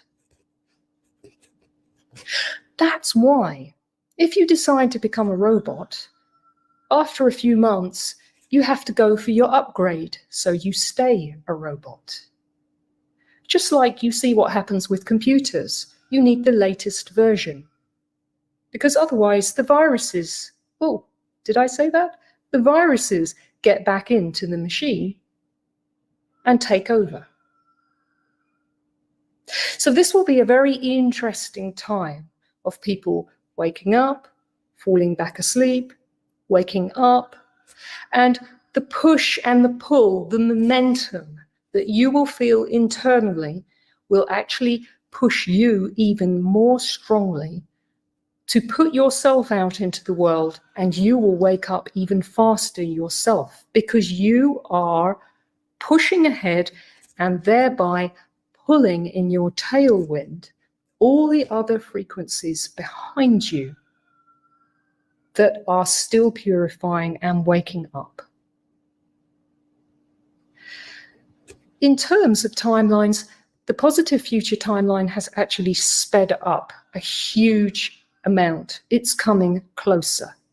But that means I have to use this word apocalypse again, but in the purest sense of that definition. It means that a great deal of our societies are going to liquefy and literally disappear. They won't work anymore. And there will be a huge amount of fallout. A huge amount of fallout. Part of what the purification space will be about in the coming months is preparing everybody and helping you to deal with the emotional effects of the very, very rapid set of physical changes your body will go through and that society will go through.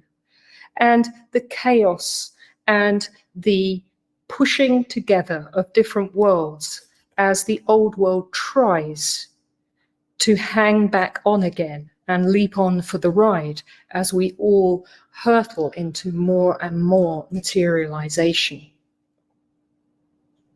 I've spoken about a war in the future that moves roughly from east to west. The correct way to put it would be that it moves actually from sea to sea. And by that I mean roughly from the Black Sea area to the North Sea area, with 3 sets of movements. One from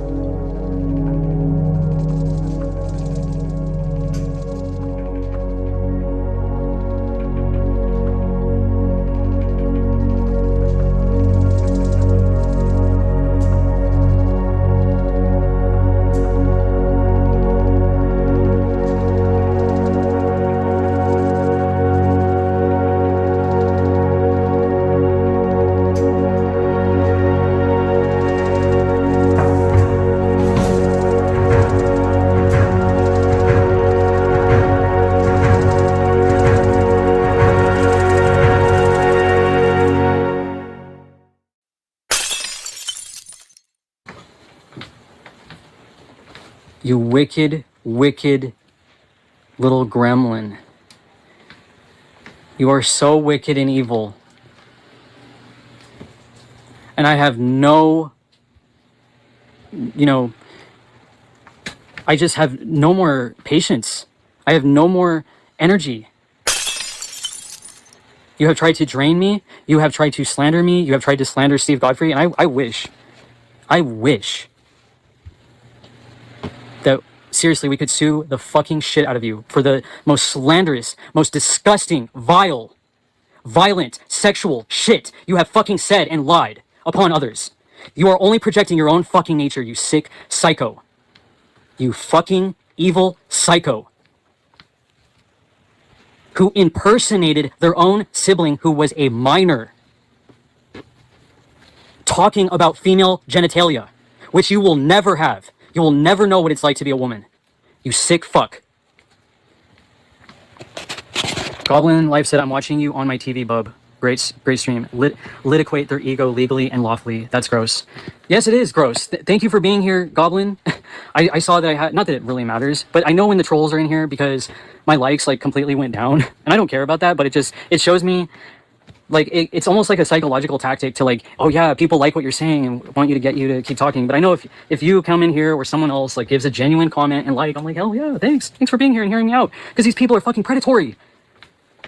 And I have every reason to say and think that they're predatory towards children. It is gross. And I was gonna watch this video. But man, it's hard. Again, a little smoke break here. Just bear with me, man. I can't continuously, you know how hard it is to talk and talk and talk? Do a monologue, which I'm trying to get better at. But it's only because I know I have to get this stuff out. I've been really contemplating like this is something that I just cannot leave unsaid. And I have stated, look, I want no association with people who are this fucked up. And I will denounce even a whole community online or whatever the label you want to put them in. I will denounce every single one because I don't want association with people who are sick, mentally, spiritually, violent psychos. They are definitely shadowing your channel, pattern recognition specialist. Oh yeah, and I've come to terms with that. I know that I'm extremely shadow banned. And I just heard somebody talk about the dead internet theory again today, and that's where it's like, yeah, who is even real? With the comments, with everything, and I think that in this life, if somebody's drawn to you, and you connect like as real beings, and like we're talking here now, Goblin, like we know we're the real ones because we're here, like we're communicating with those in your life who matter and who count and who you love. I'm not saying that other people aren't real and they're NPCs. I'm just saying, care about the ones who actually show up. I already read that. So. Okay.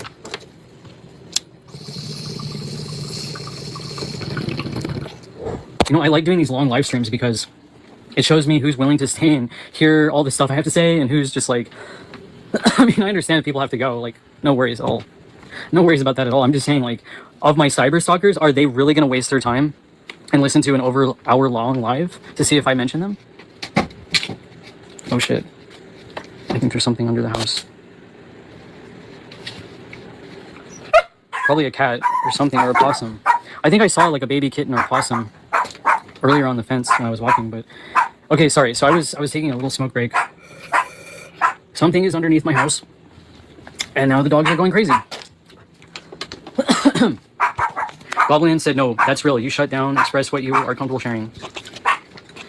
That's real. I shut down because I just know that these people are so psychotic and they will look at everything I post. Like I have the biggest fans / haters that you could ever imagine. And I don't know what I did to draw them in other than I had my own opinion and I had boundaries and, everything else that they hate and they love to cross. I mean, I had to share. I had to blatantly just share it that in case that person ever listened to my live, which I think they're listening to everything, is that, yes, I hope you appreciated the money. When I told you that this woman is dying of cancer and this is the only money that I have that I'm getting. Don't you dare lie to these people out here that you give a shit about them or anything, or that you have empathy or love in your heart. And my friend Envix sent me something on Instagram that was like so fucking perfect. It was just like, it completely showcased what these people are pretty much like. But the truth will always come to light. The truth will always surface. There will be people that will find me. They will come across my channel. They will hear me. You have no idea what the fuck I've tagged on my channel in my videos. You might not be able to see them, but they're there. We don't want to be Kim Kardashian. I get it. We don't want to be Kim Kardashian. What do you mean by that, Goblin? Like sharing all your info, like putting all your shit online, everything about you and all that? Like being, like they are very ego obsessed, obviously. And that's not what I'm trying to do here at all. I'm not trying to get a pity party. I'm not trying to play the victim. I was genuinely victimized. There's a difference between being victimized and actually playing the victim, being in the victim mentality, which is what these people do. They are the ones that always play the victim. Oh, everyone's smear campaigning them. Everyone's harassing them when they are doing this. Look, Jay Charles, Life Abolitionism, he threatened Steve Godfrey. He threatens the Efilism channel. They're trying to get this channel taken down. And I don't care if it's, oh, it's just a figurative thing that I could say. I said one time, like, these people should burn in hell. And these people were like, oh, we're getting you for abuse. You want to burn us and you're violent and blah, blah, blah. And it's like, no, you are just demonic as fuck in the worst kind of way. These people are so sick. And if they have let animals burn, which one of them has, in a burning house, I can't help but say, damn, I don't know where you're gonna fucking end up after this, but you do not belong in a heavenly realm with doing that to an animal, numerous animals, 20 dogs in a hoarded house, and 4 of them fucking burned alive. You fucking monster! You fucking monster! You evil, psychotic motherfucker! What you did to those dogs, and God knows what other animals and people you fucking harmed. You piece of shit! People know who the fuck I'm talking about. I'm not gonna name that motherfucker. She's so evil. I despise that person. And they said, yeah, we should put you down like a dog. You already did that. Numerous times. Stop adopting dogs. Stop getting dogs from places where all you're gonna do is fucking put them in harm's way! I'm fucking sick of these people. Sorry, I get really fucking angry. I need to calm down and I need to stop yelling, but these people are sick. Goblin said, this 7-year-old girl, brain cancer 7 months ago, 350K surgery in Rome, 1 million raised 7 weeks. I hope the best for her. It broke my heart. 7 years old. Most of these people are under a delusion, but at this point, it's hard to talk to them. No, we can't, Goblin. We can't. At this point, you can't talk to them because they will drive you crazy. The rage that just came out right now, I need to be very careful because holy crap, I have so much unpent, rage towards these sick people. And then these people that defend them, they call me crazy. They say my story's crazy. I don't want to share super personal things and try to share my story if I have to deal with that shit and all that gaslighting and all that re-traumatization. And I'm so sorry about that girl. 7 years old. You saying that leads me perhaps into the next video that I want to share because everything, again, there's a reason for everything, and that is so sad. And I have been looking up answers to these questions, Goblin. Why do these children, why do these animals, why do all these beings suffer here? And that's honestly so beautiful that so many people would raise that much money to help her. And I really hope that she will be okay too. I want to take a minute right now just to have a silent, meditation and prayer intent for this girl. What's her name? Do you know her name? Your story is not crazy. Thank you, Goblin, for saying that, and hearing me out. Because I know when people hear me out and they say, you're not crazy, it's so healing for me to hear. Because I know that people know what I'm saying. I'm not making this shit up. I would not need any reason to lie about what I went through other than what I really want to, when I want to say this, because I don't want these people attacking me. I just want people to be careful because this got into a crazy territory. But, oh, you didn't say her name. I don't know her name, but just take a moment right now. Let's take a deep breath. Take a deep breath in through the nose, out through the mouth. And if you can, with me right now, do that and hold for 4 seconds when you inhale through your nose. I'm going to stop walking because this is kind of throwing me off. I'm going to sit down right now because I need to calm down. I did not know that rage was going to come out. Holy crap. Okay. So I just want to take a moment of silence for this young 7-year-old girl and pray in intent. And, oh, Yodi's licking me. Oh my God. Yodi. I love you. I love you, bub. You're one of my best friends ever in this entire eternity. Okay. So, in through the nose, hold for 4 seconds, out through the mouth for 4 seconds. You can just do that a couple times on your own time. I'm going to do this right now.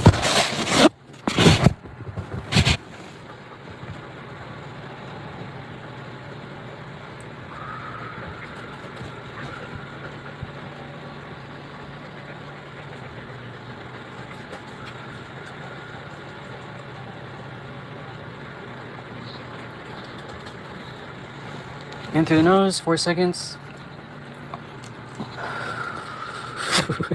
Yodi. Yes, doesn't it feel, it feels amazing. Yeah, Godlin. I did it a couple times, but I'm still holding that space right now. Bella just crawled in my lap, and Yodi wants me to play with his little duck toy. Go get it. But thank you for telling me about that, Goblin. He's pawing, and so Bella's like, doesn't want to be pawed. I should probably get up. Because he's playing with his toy and he's all pawing me, but this has been all over the place. Thank you so much, Goblin, for being here, so I'm not like ranting and raving to just, you know, which is fine to myself, because I really have to just process this. And I realize every time I come on here, something new is gained, something special happens, and some message comes forward, and I thank you for telling me about that. If you could message me, or I'll look her up, because it's probably a headlining story right now. I'll share that, and peace and healing to her. Coyote, I will get her info over if you can share it out. I want to see the best for her. She's been battling cancer from age 2.5. Oh wow. Wow. Yeah, definitely give me that, and I'll share whatever I can. That is just, I know I didn't really meditate very long, but that's because I don't want to just sit here in silence and continue, like, let's continue doing that breath work after this, or if you want, like, or just do it whenever. Just hold, breathe in through the nose for 4 seconds, breathe out through the mouth, or go with nose, mouth, switch it up, whatever. Hold it for 4 seconds, let it go for 4 seconds. You will get that nice natural high and calmness, and it's so great. It does feel amazing, and I just want to be in that energy. I want to be in a very much more calm energy when I'm going to send her a prayer. And I guess that leads me to this next video, because I wanted to share, as I was looking up, why do children have cancer? Like, why do these things happen? And I shared this video. I know I just like looked on here and I got all enraged just because of one comment, because it wasn't the comment, it was the person behind it and the traumas that they have bestowed. And get, like, this is bestow even the right word? I don't know why I keep saying bestow, but it's like what they have done. Because bestow, it says to officially present or grant something such as an honor, gift, or title to someone, usually as a sign of respect. I knew I wasn't using that word in the right way. They forced this abuse upon me without my consent, and were very wicked. And why? Because I don't agree with somebody on the internet. I just heard a video talk about how we are in such dark times that we can't even have civil people exist on the internet, and they are extreme. They are so extreme in their thoughts. And if you just disagree with one thing slightly, I mean, I have come across some of the most extreme, sickest people, and I bet they're in here right now. There's 3 people in the chat, and I just think they're in here right now. I don't know if these people actually have a fucking life at all. It boggles my mind how they are just there every single time. But I did want to share, I don't want to give these people more attention, but I just thought this was interesting.